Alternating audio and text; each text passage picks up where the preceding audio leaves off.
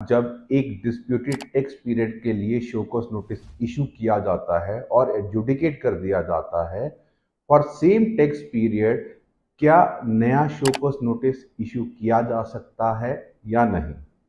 देखिए, लॉ में कोई भी ऐसी एक्सप्रेस बार या लिमिटेशन नहीं दी गई है, लेकिन कुछ लोग डिफेंस ले सकते हैं कि अगर एक कॉज ऑफ एक्शन जो ऑलरेडी एडजुडिकेट हो चुका है for a disputed tax period, there cannot be another round of adjudication for the same cause of action.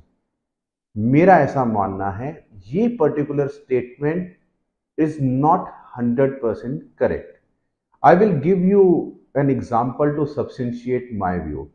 एक सिचुएशन कंसीडर करते हैं, एक टैक्स पेयर को नोटिस इश्यू किया जाता है फॉर से period 2018-19 for 2A is not matching with 3B। Before 1st of January 2022 जब section 16 two double A insert किया गया, उससे पहले what could be the probable cause of action. Let us presume 16(2)(c is the allegation your supplier has not paid taxes to the exchequer. Now we have circular number 183, 193, absolute bad in law circulars. लेकिन एक बार के लिए मान लेते हैं वो circulars को use किया गया, tax payer went in and received order dropping proceedings. Now taxpayer is very happy because this is the end of matter for him. After a few months, investigation is conducted by DGGI office from some other state, and they have come to a conclusion based on their investigation that few of the suppliers of this particular taxpayer, they were engaged in fake billing transactions. Again, the allegation is the supplier has not paid taxes to the exchequer. This particular information and investigation is forwarded to the regional DGI office. For same disputed tax period, cause of action is same. क्या law में कोई बार दी गई है कि दोबारा notice नहीं issue किया जा सकता? Answer is absolutely not. कोई लॉ में ऐसी बार नहीं दी गई है। Now this also brings us to another very important discussions which is going on कि क्या एक पीरियड के लिए जब सेक्शन 73 में नोटिस कंक्लूड कर दिया गया, ऑर्डर पास कर दिया गया, क्या सेक्शन 74 इन्वोक किया जा सकता है बाय द डिपार्टमेंट के नहीं।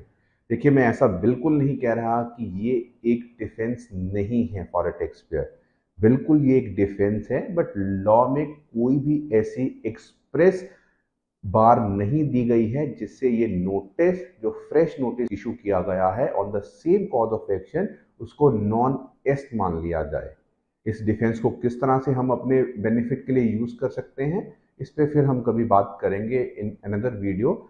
लेकिन this particular case went before the judiciary, जिसमें रिसेंट ऑर्डर पास किया गया है by the honourable Punjab and Haryana high court in case of group M media Private Limited, जिसमें the court came very heavily on the petitioner and very heavy remarks were given that this whole petition is misconceived, क्योंकि law में कोई भी ऐसी बार नहीं दी गई है कि अगर सेक्शन 73 में एक बार ऑर्डर पास हो गया है, कॉज ऑफ एक्शन कंक्लूड हो गया है, तो 74 नहीं इन्वोक किया जा सकता बेस्ड ऑन फ्रेश एविडेंस और इन्वेस्टिगेशन कैरिड आउट। मेरा भी ऐसा मानना है, लॉ में ऐसी कोई बार नहीं दी गई है।